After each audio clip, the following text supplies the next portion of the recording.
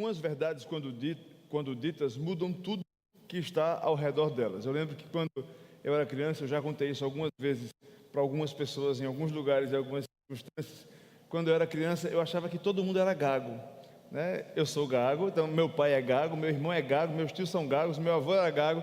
Então, para mim, era normal que todas as pessoas do mundo fossem gagas.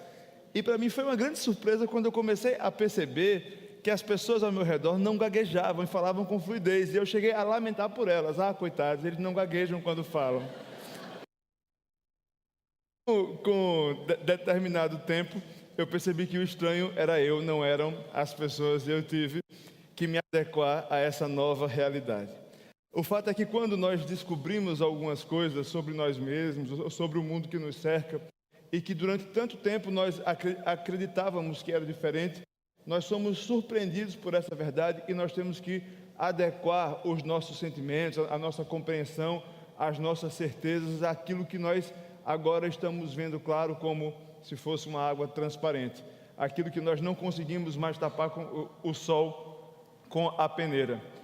Um dos objetivos do ministério de Jesus enquanto caminhou aqui na terra entre nós foi justamente as verdades que aquelas pessoas estavam desacostumadas a entender, verdades que foram obscurecidas pelas próprias opiniões, histórias ou mesmo digressões doutrinárias que aqueles homens e mulheres fizeram da lei do Senhor, daquilo que Deus havia ensinado sobre si mesmo e sobre o Messias que viria. No texto que nós vamos ler hoje, nós vamos ver como Jesus, de maneira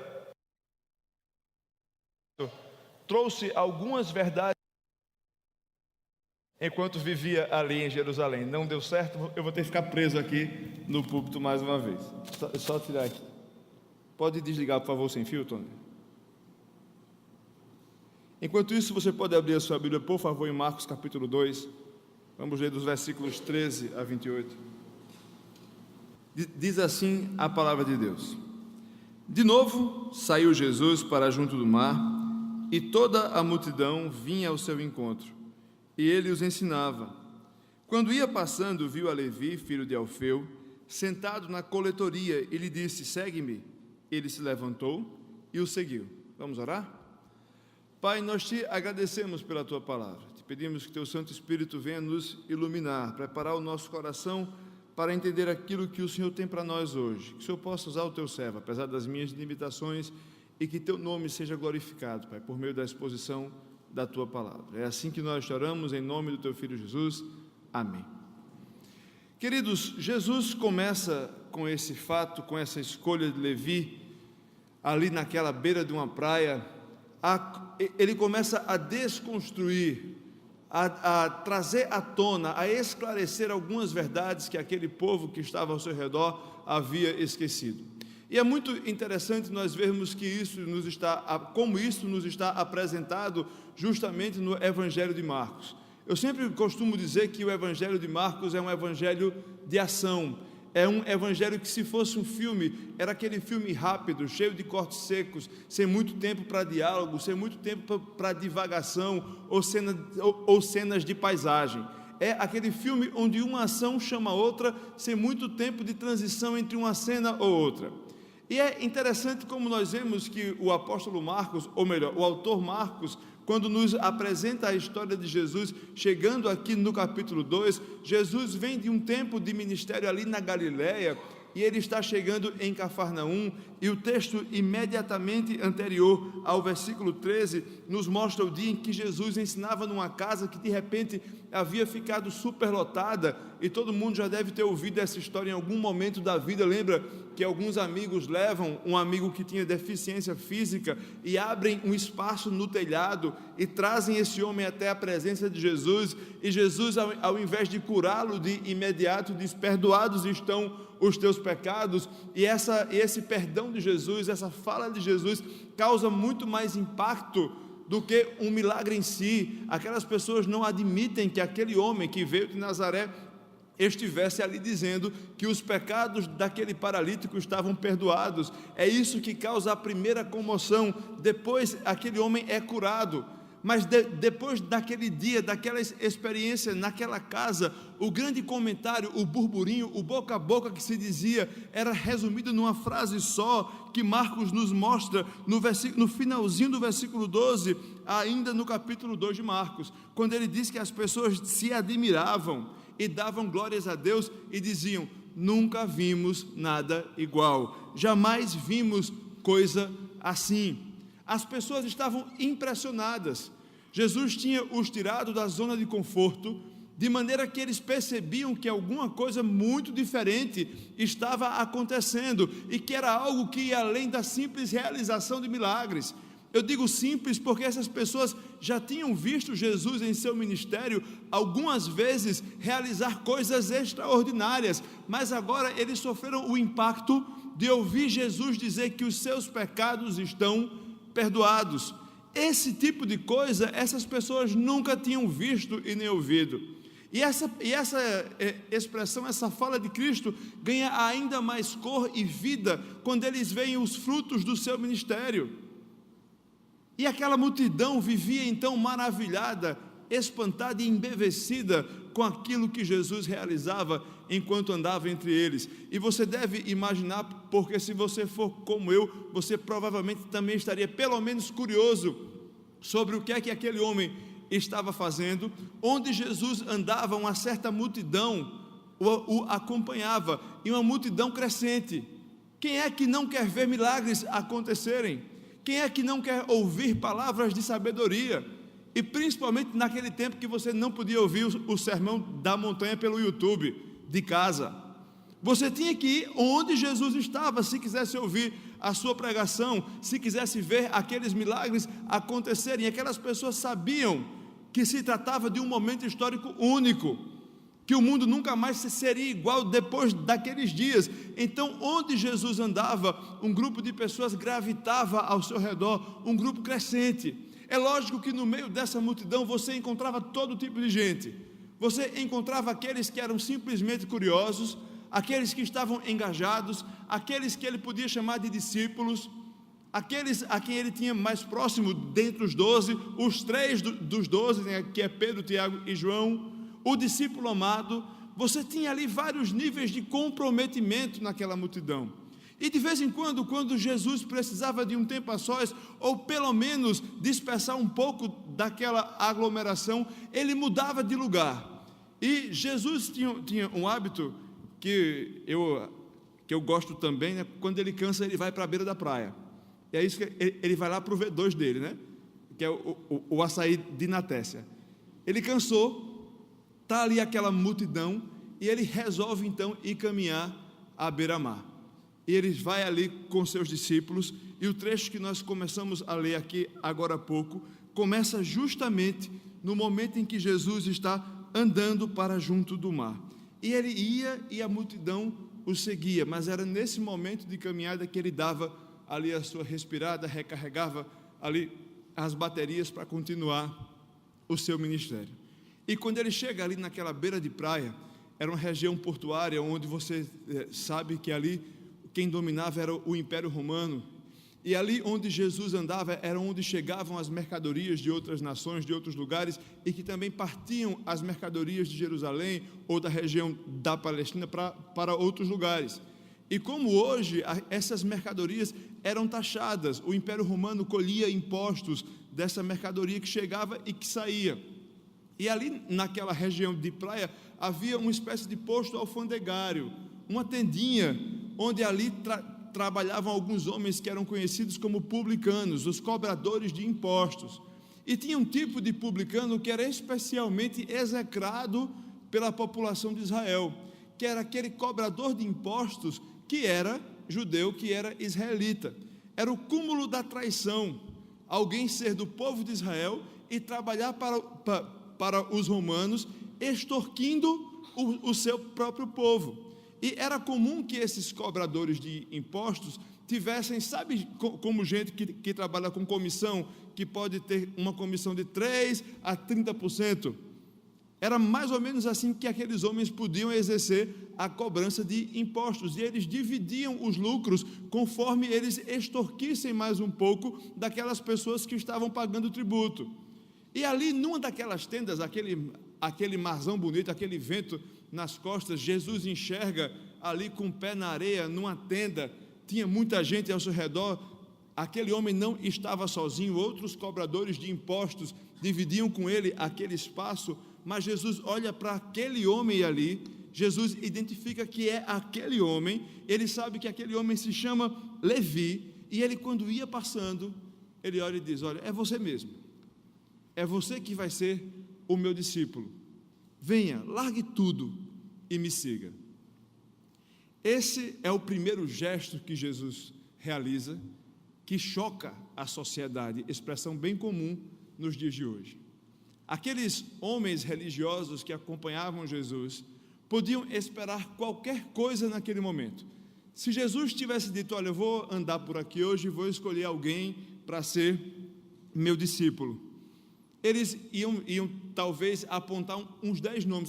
Ok, já que você se propõe ser o Messias, eu tenho aqui 10 nomes que eu posso apresentar a você, currículos exemplares de homens que são homens de Deus e que você vai ter aí muito bom uso deles no seu ministério. Só que Jesus pega todo mundo de calças curtas.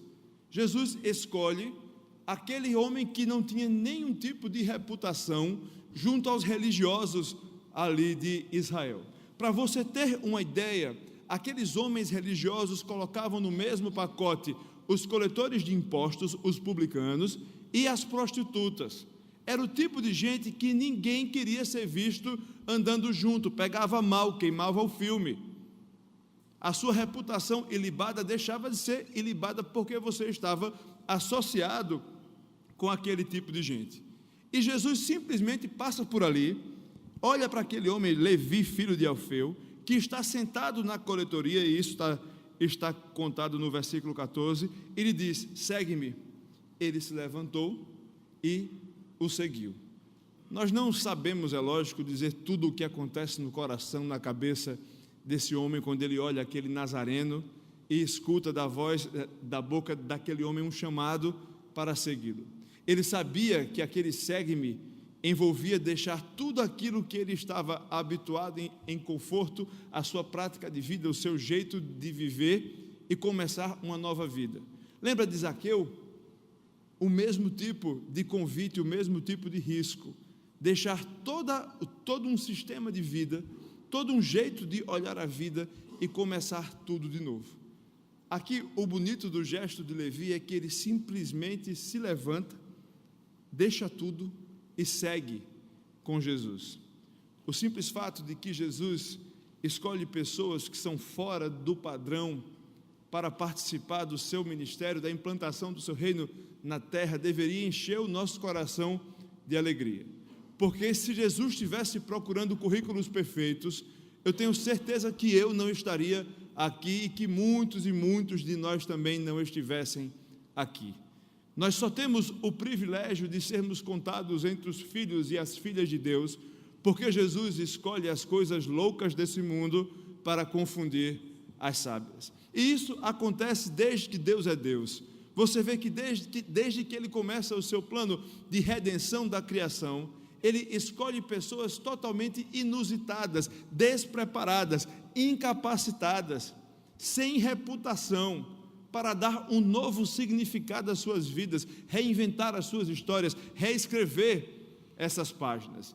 E uma das pessoas que coloca a sua própria situação da maneira mais bonita que eu conheço, são duas, uma é Moisés e a outra, que é para não dizer que eu estou puxando sardinha para o meu lado, né, os gagos, que ele fala que tem a língua pesada, mas uma outra pessoa é Isaías, quando escreve lá em Isaías, no capítulo 6, no versículo 5, quando Deus chama esse homem para profetizar para Israel, e ele diz: ai de mim, pois estou perdido, porque sou homem de lábios impuros, e habito no meio de um povo de impuros lábios.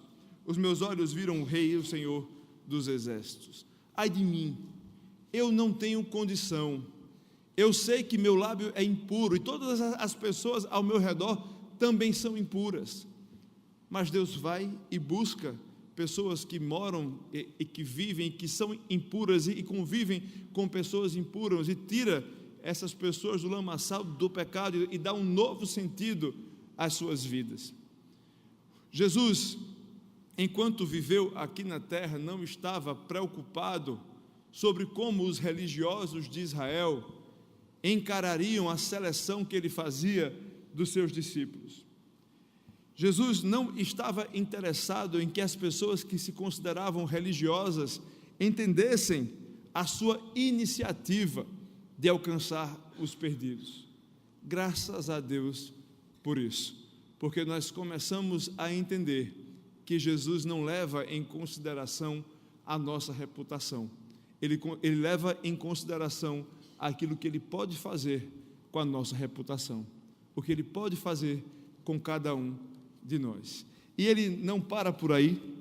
Se não bastasse escolher um coletor de impostos ali numa alfândega na beira da praia, ele dá um outro passo que causa comoção entre aquelas pessoas religiosas. Veja como a história continua a se desenvolver a partir do versículo 15, ainda do capítulo 2 de Marcos.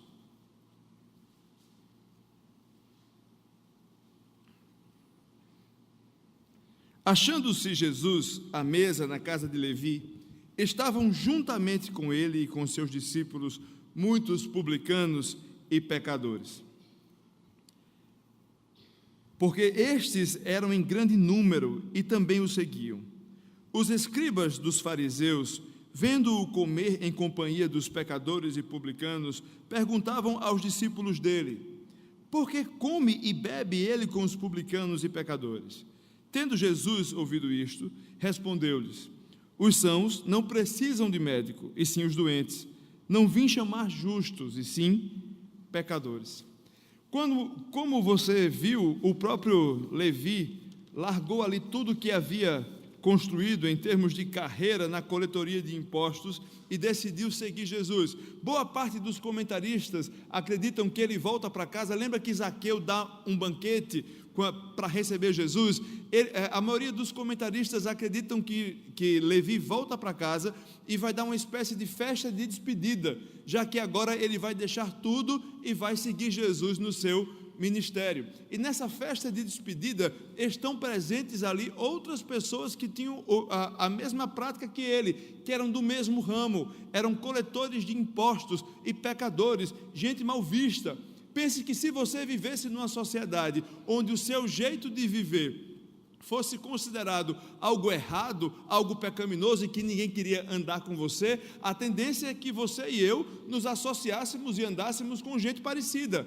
Já que somos aqui as pessoas excluídas, nós vamos nos associar e meus amigos vão ser também os meus pares, já que ninguém consegue viver completamente sozinho. E aí Levi vai dar esse jantar, ele abre as portas da sua casa para receber essas pessoas.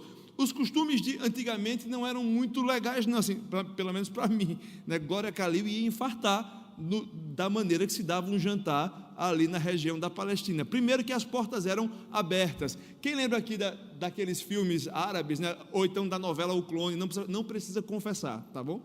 Mas ali você sabe que tem aquele pátio, fica a porta aberta e tem aqueles alpendres em U, onde tem vários quartos em cima ali ao redor. Era mais ou menos essa a estrutura de uma casa média, de alguém um pouco mais bem sucedido ali na região de Jesus enquanto ele viveu. E se você dava um jantar, você deixava as portas abertas e as pessoas podiam observar quem estava comendo. Ali a mesa ficava no centro, em forma de U, e você se sentava num equipamento chamado triclínio. E ali você tinha toda uma distribuição de lugares de honra. Então você comia com a plebe olhando o que você estava comendo. E era um jantar como esse que Levi estava aqui dando para se despedir dos seus amigos. E ali os fariseus, que eram aqueles religiosos, aqueles homens que procuravam viver toda a legalidade da lei, aquela que era legítima e aquela que era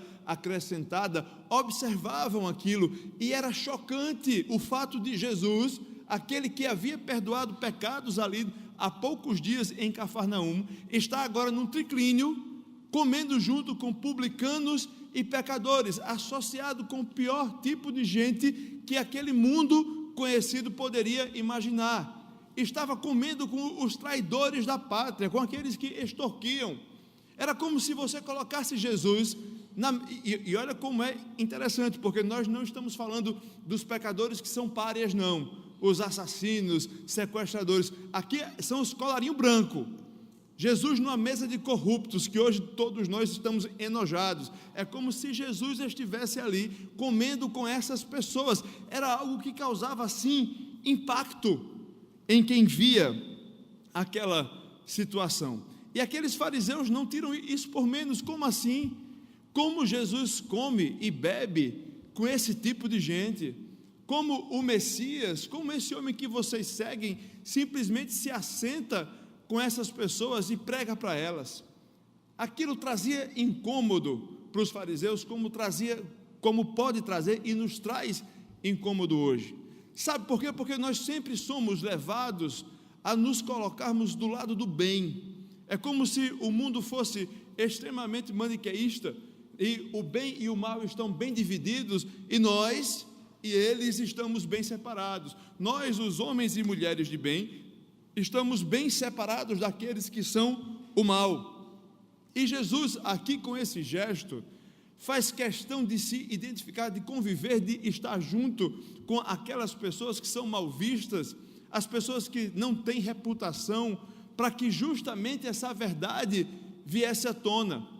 O que Jesus, a mensagem que Jesus veio trazer, não era uma mensagem de separação entre bons e maus, porque aos olhos de Jesus, que é o Filho de Deus encarnado, que é o Deus encarnado, todos nós somos maus e pecadores. O apóstolo Paulo transforma isso numa sentença aos romanos que nós nunca deveríamos nos esquecer. Somos todos pecadores e destituídos estamos da glória de Deus, não temos direito nenhum diante de Deus, por mais correta que seja a minha vida, as minhas intenções, por mais justos que sejam os meus atos, por mais religioso que eu seja, por mais orações que eu faça, eu não tenho direitos diante de Deus por nenhum dos méritos que eu tenha adquirido. Quando Jesus me iguala aquele que eu considero o pior dos pecadores, eu sou levado a repensar sobre o meu próprio pecado, eu sou levado a repensar sobre qual é a minha postura diante do meu próprio pecado. E aqui Jesus não deixa isso sem resposta. Ele mesmo explica que não veio para os sãos. No versículo 17, Jesus escuta essa conversa, ele está ali na mesa, e olha como é que ele senta ali com os pecadores e os publicanos. Jesus para assim, como se ele estivesse aqui conversando, aí para eu ouvir. Olha só, os médicos, os sãos, não precisam de médico, e sim os doentes. Eu não vim chamar os justos, eu vim chamar os pecadores. Você acha mesmo que havia algum justo naquela sala de jantar? Você acha mesmo que existe algum justo aqui nessa igreja que nós nos reunimos hoje? Não há, meus queridos. Jesus queria que aqueles homens entendessem a sua situação de pecadores, e eles só iriam entender isso quando eles vissem aquela cena gritando diante dos seus olhos: eu sou tão pecador quanto essa pessoa que eu considero a mais pecadora das pecadoras. Jesus queria que esses homens entendessem isso. E se você olhar no Evangelho de Marcos especialmente, você vai ver que o trabalho de Jesus está sendo avaliado o tempo todo em termos de arrependimento.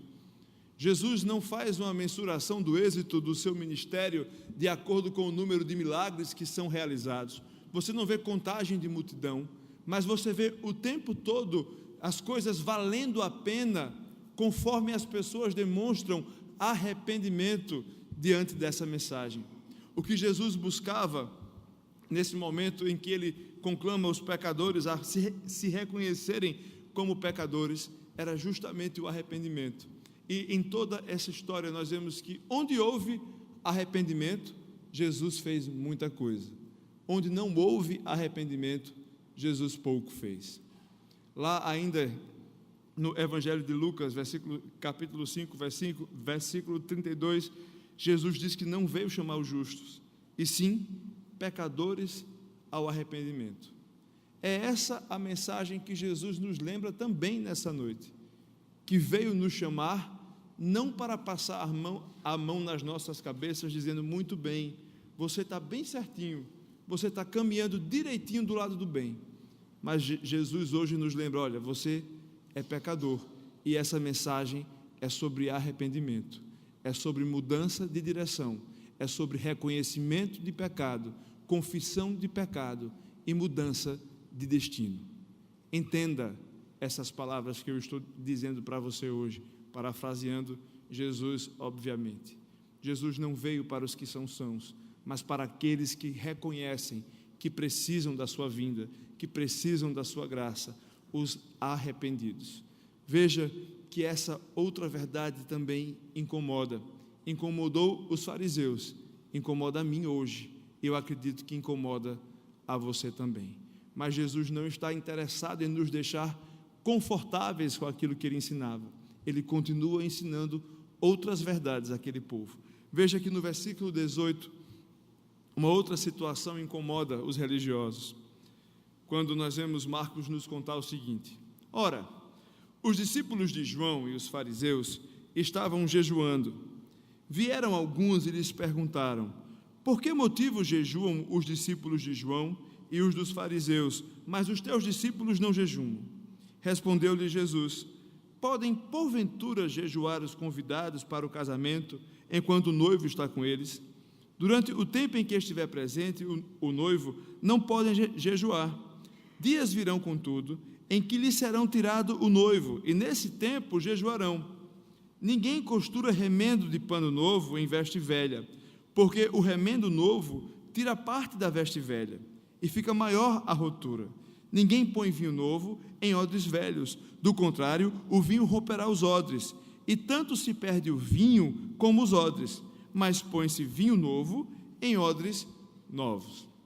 Veja que Jesus vai atirando em cada um dos falsos alicerces desses religiosos fariseus. Primeiro, eles se consideravam uma categoria especial de pessoas. Se Deus fosse escolher alguém, ia ser um bom fariseu, um bom religioso. Vai Jesus e escolhe Levi, um pecador, um coletor de impostos. Depois eles acham que o Filho de Deus não se relacionaria com pecadores, se relacionariam com eles, porque eles eram melhores que os pecadores, e Jesus os ensina que eles são tão pecadores quanto o pior dos pecadores. Agora, eles vão querer se resguardar diante da sua religiosidade e cerimonialismo, porque o que é que acontecia? Se você olhar o Antigo Testamento, o único jejum que Deus ordena ao povo acontece uma única vez por ano. Com o passar do tempo, as pessoas foram começando a incluir novos jejuns cerimoniais na religião de Israel, e se tinha uma coisa que um bom fariseu se gabava, era de que jejuava 2 vezes por semana. Então, quanto mais jejum você fazia, mais religioso, mais correto, mais legal era a sua imagem ali diante da congregação. E ali era comum, fazia parte da vida religiosa dos tempos de Jesus, que quem fosse envolvido com esse tipo de espiritualidade jejuasse mais. Inclusive os discípulos de João Batista realizavam também jejum, como você pode ver aqui no texto. Então não era algo diferente. Só que uma coisa destoava dessas pessoas, que era o fato de que Jesus não jejuava e os seus discípulos não jejuavam. E aqui o que Jesus diz para eles é o seguinte: olha, alguém fica sem comer na hora que a festa está acontecendo, não faz sentido. Enquanto o noivo está com os seus convidados, não faz sentido que as pessoas simplesmente não celebrem. Esse era o tempo de realmente celebrar, era o tempo de não jejuar. E aqui, só respondendo a pergunta de Pedro, né? Lembra que Jesus depois passa 40 dias e 40 noites em jejum no deserto, e esse jejum de Jesus não é um jejum cerimonial nem religioso, é um jejum que tem um outro propósito nessa história do seu ministério, onde ele ali reafirma os propósitos eternos e divinos do seu chamado. É um jejum bem diferente desse que os fariseus exigiam que os discípulos fizessem. E Jesus aqui diz: olha, não faz sentido essas pessoas jejuarem enquanto eu estiver aqui. O que Jesus queria que esses homens entendessem era que, inclusive, a regra precisa de mensagem, precisa de propósito, precisa de sentido, que a cerimônia por si só é vazia, que Deus não está interessado necessariamente num ascetismo cego. Ascetismo é aquela maneira de viver onde você decide que simplesmente não fará mais nada que lhe dê alegria ou prazer, porque Deus gosta é de sofrimento, sabe? E isso leva a gente às vezes a ter aquela vida de autonegação errada, de autoflagelamento errado, onde você simplesmente entende que não, para ser cristão eu não posso ter alegria e nem prazer, e não é isso.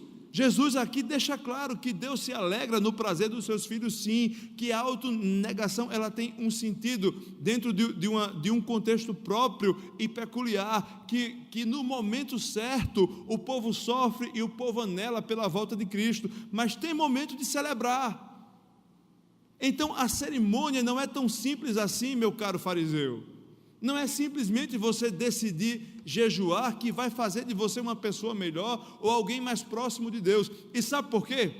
Porque você não coloca remendo novo em odre velho. Sabe o que é um odre? Odre era uma espécie de jarro de couro que você podia armazenar o vinho, e com o passar do tempo esse couro ia ficando gasto, e se você fosse tentar colocar ali um remendo novo, a tendência era que com a fermentação esse couro se rasgasse, e ali o rasgo ficasse ainda maior, e esse vinho viesse a vazar e se perder. O certo, Jesus diz, é colocar vinho novo em odre novo. A analogia aqui é com a cerimônia, é com o cerimonialismo. Olha, eu estou trazendo um reino que ultrapassa esse tanto de jejum que vocês inventaram.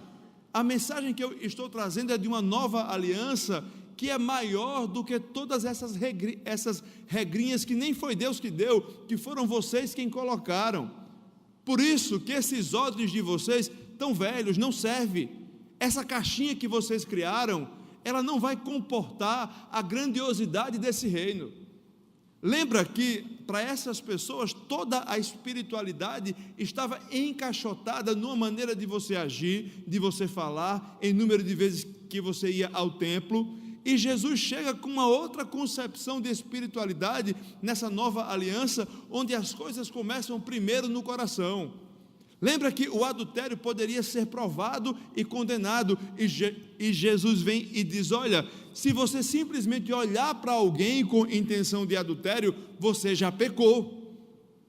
Então as definições de pecado são atualizadas, as definições de relacionamento com Deus são atualizadas. Essas pessoas são convidadas a saírem da sua área de conforto religiosa para experimentar algo verdadeiramente profundo com o Deus Pai a quem eles diziam que serviam. Por isso que essa mensagem nova não cabia naquele odre velho, por isso que esse remendo novo não cabia naquele tecido velho.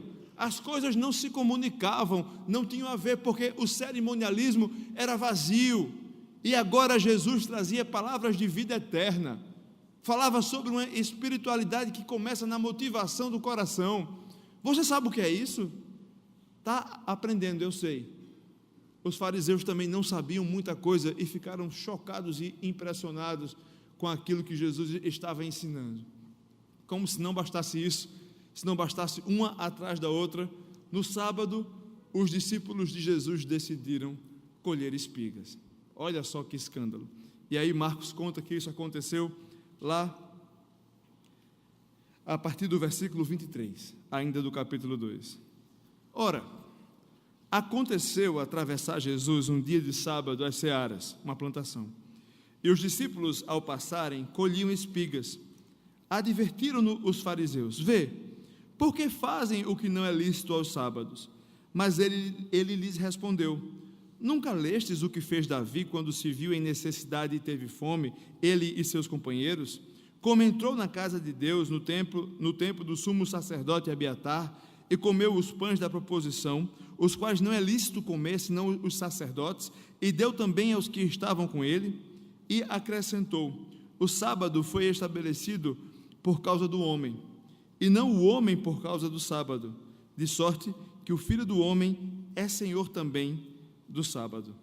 Jesus passa ali por aquela plantação de espigas, a gente não sabe de quê, e aqui a cena é deles andando com fome, e ali os discípulos vão passando, pegando aquelas espigas e comendo ali mesmo. A lei de Israel dizia que você poderia fazer isso, contanto que você não usasse a foice. Então, se você passava pela plantação de alguém, você podia comer daquela plantação, contanto que você, é lógico, não fosse ali arrancar para vender, comercializar, algo assim.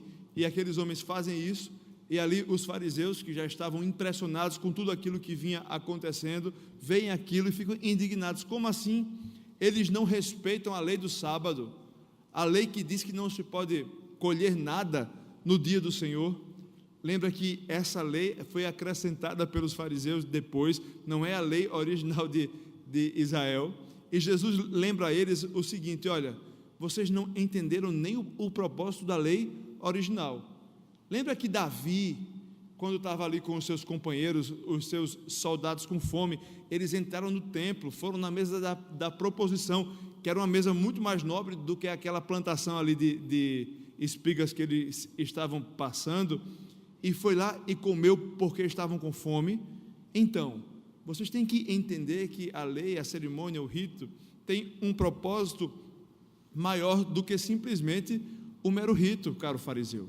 Você tem que entender que o sábado foi feito para o homem e não o homem para o sábado. E por que o sábado foi feito para o homem? Porque quando o homem usa toda a mecânica, a regra, para guardar o sábado, para entender que existe um dia do Senhor, ele é abençoado por essa compreensão. Ele entende que existe o dia do descanso, ele aprende sobre o cuidado de Deus, ele desfruta da provisão de Deus. Então não é algo aleatório, caro fariseu. Existe um propósito no dia do sábado, não é a regra pela regra. A regra é necessária, mas a mensagem é que é fundamental. Aqueles homens haviam abandonado o que era a mensagem e estavam completamente segurando naquilo que era a regra. E Jesus agora vem dizer para eles que não era nada daquilo que eles estavam acostumados. Eles precisavam redescobrir essa espiritualidade dentro dessa mensagem revolucionária que Jesus traz para esse povo. Jesus traz aqui então a compreensão para aqueles homens de que ele veio para trazer uma maior amplitude a essa mensagem que eles já conheciam, mas haviam deturpado. Jesus, com essas palavras, quando lembra o tipo de gente que ele escolhe, o tipo de gente que ele anda e que ele alcança, o que para ele significa a cerimônia, o que para ele significa uma regra como a regra do sábado, chacoalha aquela gente e diz: olha, eu não estou interessado somente na maneira como vocês vivem, mas em quem vocês são, como está o coração de vocês. Era essa a mensagem de Jesus o tempo inteiro, enquanto caminhava com os seus discípulos e pregava para a multidão. Jesus falava sobre arrependimento, Jesus falava sobre conversão, sobre mudança de vida. Jesus realizava milagres, sim, mas Jesus veio para revolucionar a maneira como aquelas pessoas entendiam e pensavam a espiritualidade. E é isso que ele continua querendo fazer conosco.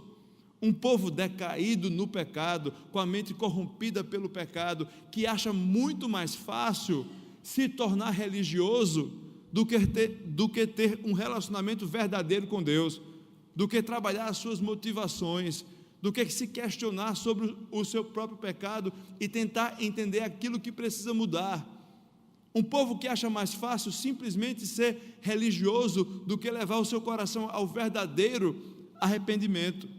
É essa a mensagem de Jesus. E nós vemos isso de maneira muito clara num diálogo que ele tem lá em João, no capítulo 3. Você pode abrir, por favor, sua Bíblia lá também. João, no capítulo 3. Jesus conhece um camarada chamado Nicodemos.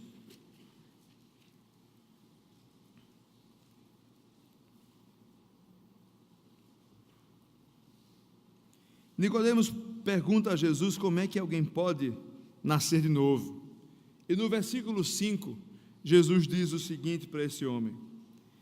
Respondeu Jesus: em verdade te digo, quem não nascer da água e do Espírito não pode entrar no reino de Deus.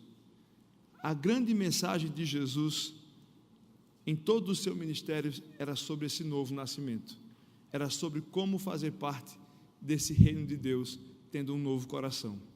E a gente vê aqui que a resposta que ele dá para Nicodemos sobre como isso é possível, talvez não seja tão clara para a gente assim hoje, quando ele fala, quem não nascer da água e do Espírito não pode entrar no reino de Deus. Portanto, para que se entre no reino de Deus, é necessário nascer da água e nascer do Espírito. Muita gente tem especulado sobre o que significa esse nascer da água, né? Tem até quem diga que isso é nascer fisicamente, quando a bolsa estoura e a água sai, você nasceu da água, né? Não precisa ir tão longe. Eu estou falando sério, tem gente que acredita assim, tá? Então você não precisa ir tão longe.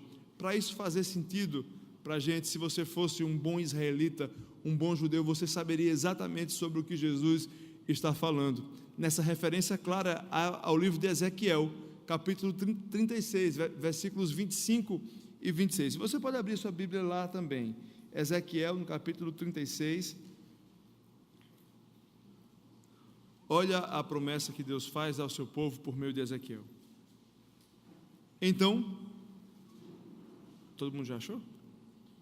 36, 25 a 27. Então, aspergirei água pura sobre vós, e ficareis purificados. De todas as vossas imundícias e de todos os vossos ídolos vos purificarei.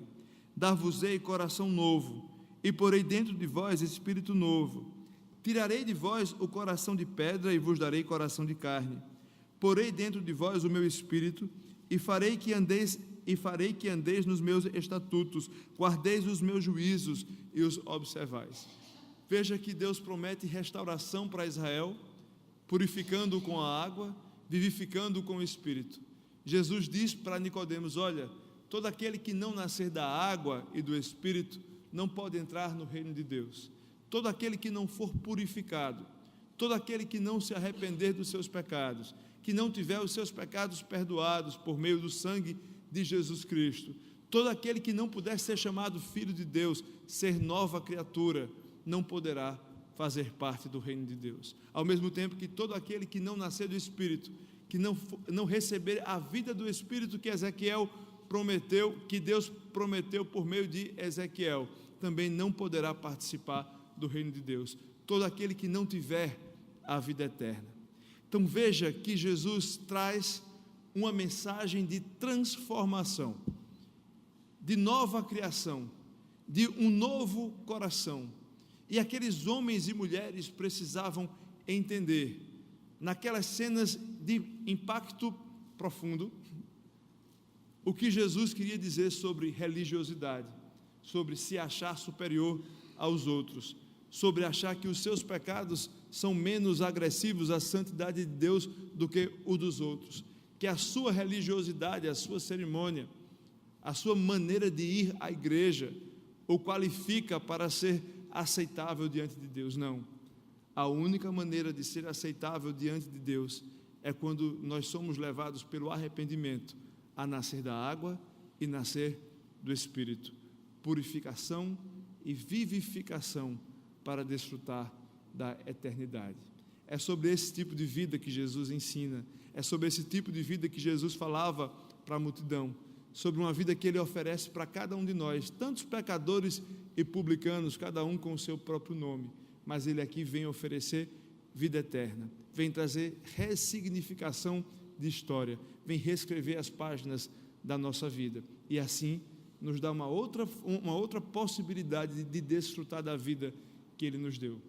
Era esse o grande empenho de Jesus enquanto andou por aqui, que nós possamos ter os ouvidos atentos para ouvir aquilo que Deus tem para nos ensinar, com essas 4 experiências que Ele faz com que seus discípulos vivam, e aqueles homens e mulheres vejam, que essas possam ser lições que falam com o povo de Deus ainda hoje. Eu convido você a fechar os seus olhos, curvar sua cabeça, que nós possamos responder ao Senhor em oração aquilo que Ele nos fala.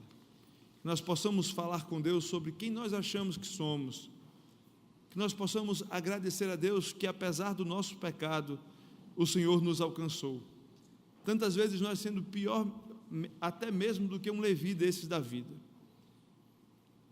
Que nós possamos entender que o nosso pecado não é melhor, não existe pecado melhor do que o de outra pessoa, mas nós somos tão pecadores quanto o pior dos pecadores. Que possamos pedir a Deus que nos leve ao arrependimento verdadeiro, que nos livre do cerimonialismo vazio, mas que possamos utilizar dos meios de graça para nos aproximarmos de Deus. Que possamos clamar por misericórdia e pela graça do Senhor na nossa vida.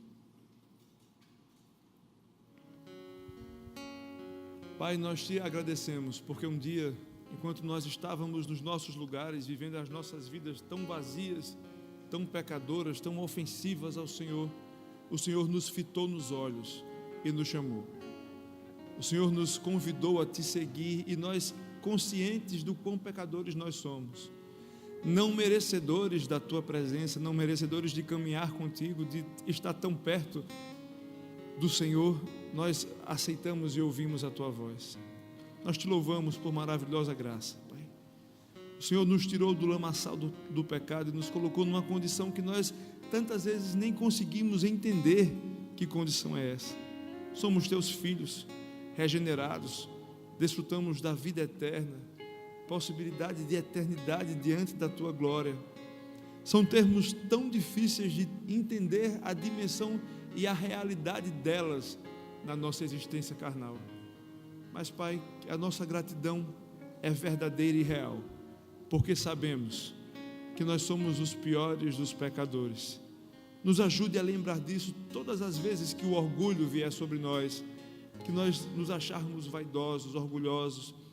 Que o Senhor nos lembre, Pai, que nós somos iguais ao pior dos pecadores, se não formos o pior dos pecadores.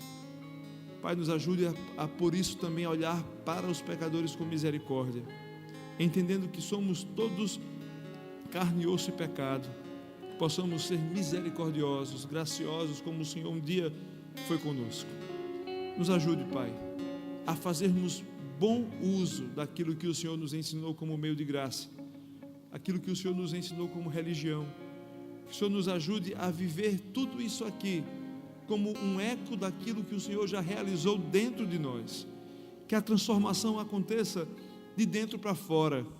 Que o Senhor nos leve o nosso coração até a tua presença e o transforme da maneira que o Senhor o quer. Que o jejum que nós fizermos seja apenas fruto daquilo que o Senhor já realizou dentro de nós. Que o sábado que nós guardarmos, o dia que nós guardarmos para o Senhor, não seja somente a regra pela regra, mas seja a compreensão de quem o Senhor é. Que possamos entender que tudo isso são instrumentos que o Senhor deu para nós conhecermos o Senhor.